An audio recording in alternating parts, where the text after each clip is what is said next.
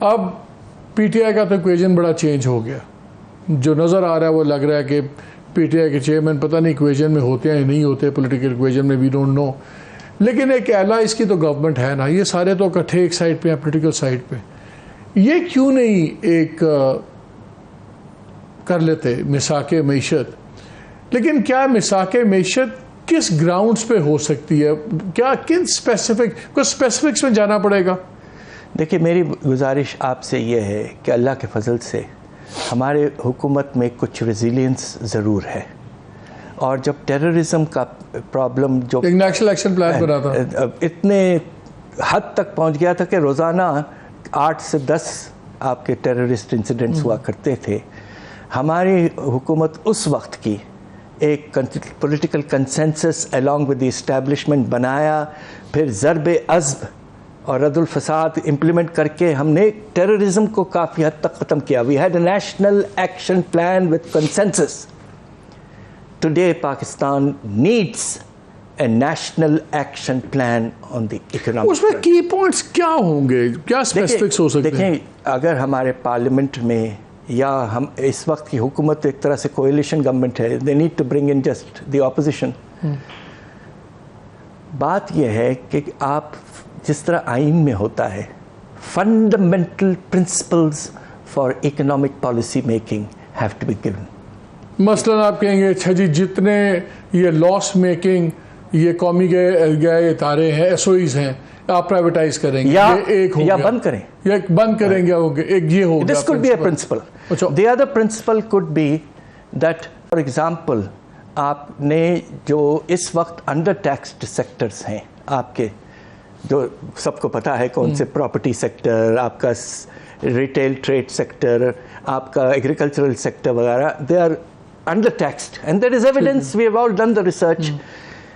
Progressive taxation, broad basing of the tax system towards the under-taxed sectors. This could be one principle. So you've developed these cardinal principles of policy which guide policy, just like an economic framework, and then let the experts and the bureaucracy get together and prepare and implementation. Sir, bureaucracy بھی تو problem ہے نا. یہ بڑے beneficiaries ہیں یہ state owned enterprises کے, boards ہیں, گاڑیاں ہیں, سب کچھ ہے, ٹرانزیکشنز ہیں.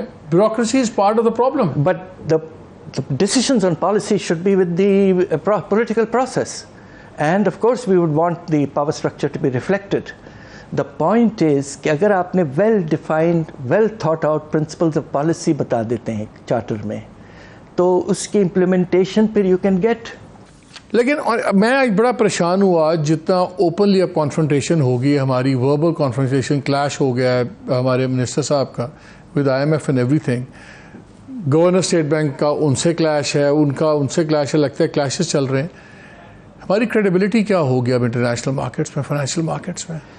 دیکھیے مجھے افسوس سے کہنا پڑتا ہے کہ جو لٹرلی لاسٹ 1-2 دن کی جو اسیسمنٹس آئے موڈیز سے اور آپ کے دوسرے جو آپ کے کریڈٹ ریٹنگ ایجنسیز ہیں, they have almost come close to seeing that Pakistan will default. اور یہ بہت پریشان کن بات ہے. دیکھیے اس طرح کی کانفرنٹیشنز نہیں ہونی چاہیے, especially when a country is under duress. جو بھی ہیں اس وقت مجھے افسوس سے کہنا پڑتا, میں خود, میری دلی خواہش نہیں ہے کہ ہمیں آئی ایم ایف سے کوئی ضرورت پڑے, اور میں نے خود 3 پروگرامز نیگوشیٹ کیے اپنی ٹینیورز میں. But unfortunately this is one time when we do need the lender of the last resort, because we are at the last resort which is close to default. اگر آئی ایم ایف ہمارے ساتھ ہو اگلے 3 سال کے لیے, تو ہم سلیقے سے جس طرح سری لنکا نے کروا لیا 1 سال میں کمپریہنسو. آپ کو یاد ہے پہلے ایک بار انہوں نے اسٹیٹمنٹ دے دی, سجیسٹ کیا جیسے پتہ نہیں کوئی نیوکلیئر اس کے پروگرام کے اوپر آئی ایم ایف نے ہمارے کچھ پابندیاں کی نہیں, لانگ رینج میزائلز نہیں, شارٹ رینج, اس پہ پھر ریئیکشن آئی ایم ایف کا وہ پہلے ختم ہوا, اب یہ آ گیا. جب آپ آئی ایم ایف کے ساتھ ہم اس طرح کلیش کرتے ہیں, کیا یہ نیگیٹولی ہماری relationships world bank, Asian development bank, ان کو بھی امپیکٹ کر سکتی ہے؟ کرتا ہے, ڈز. اس لیے کہ اگر آئی ایم ایف کا کور نہ ہو نارمل کنڈیشنز میں, تو they don't lend, they don't provide cover. اب دیکھیں نا 9th ریویو کا آغاز جب سپتمبر میں ہوا، اس کے بعد میں اگر کہیں سے پیسے آئے ہیں اچھے پیسے، ورلڈ بینک، ایشین بینک وغیرہ سے، باقی سے نہیں آئے. Private creditors are not willing to lend to Pakistan at this point. تو اگر آپ کی اس طرح کے ٹینشنز کریٹ ہو جاتے ہیں، ہم تو سوچ رہے تھے کہ شاید گورنمنٹ کے پاس ٹائم ہے 24 تک بجٹ فائنلائز کرنا ہے. جو مناسب سجیسچنز آئی ایم ایف نے دیے پیورلی ایٹ ٹیکنیکل لیول، اس میں کوئی وہ پہلو نہیں ہے. The government should think seriously about them and try and implement them. یہ ہمارے انٹرسٹ میں ہوگا.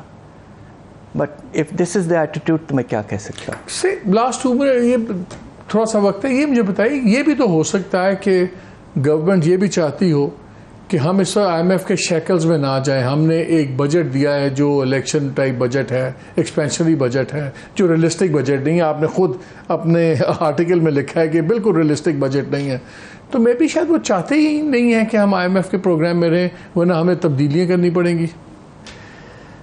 اب انہوں نے تو 2 مہینے بعد چلے جانا ہے. ہم سب کے دعا یہ ہے کہ 2 مہینے بھی اگر ہم گزار لیں ان حالات میں تو مناسب ہوگا. اگر گورنمنٹ نے یہ پلان بنا لیا ہے، financing plan under so called plan B, کہ ہم اگست کے مڈل تک we can carry the economy without any serious problem, تو پھر کم از کم اس حد تک تو ان کی رسپانسبلٹی پوری ہو جاتی ہے. پھر بعد میں جب آپ نے بھی اپنے آرٹیکل میں پوچھا اگست کے بعد کیا ہوگا. یس، یہ سوال ہے. اس لیے کہ caretakers can only at best talk to the I M F in terms of the kind of reforms, policies, measures, criteria, so on so forth, but they can not sign. I think جو ہے نا مساق معیشت، یہ بڑا important ہے تاکہ fundamentals طے ہو جائے، بیکاز باقی تو چیزیں اس ملک میں طے ہونی نہیں ہے ابھی. اور انفارچونیٹلی اب لگ یہ رہا ہے کہ دس بجٹ یا یہ فائنانسز یہ بالکل پرسنلائزڈ ہو گئے ہوئے. اور اگر اس ملک کو معیشت کو بدلنا ہے تو شاید اب وقت آ گیا کہ اس معیشت کے زار کو بدلنا ہوگا. The finance will only, the finances of Pakistan will change, I think now, if the finance minister is changed. لیکن میرا نہیں خیال کہ پرائم منسٹر کے پاس یہ اتھارٹی ہے یا ان کے پاس اتنی پاور ہے کہ وہ اپنے فائنانس منسٹر کو بدل سکیں.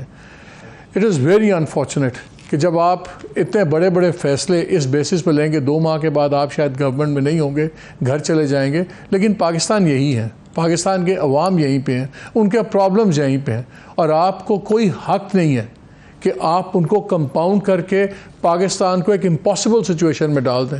And this I am seeing today, میرے خیال میں آج ڈار صاحب نے پاکستان کی مشکلات میں کئی گنا زیادہ اضافہ کر دیا.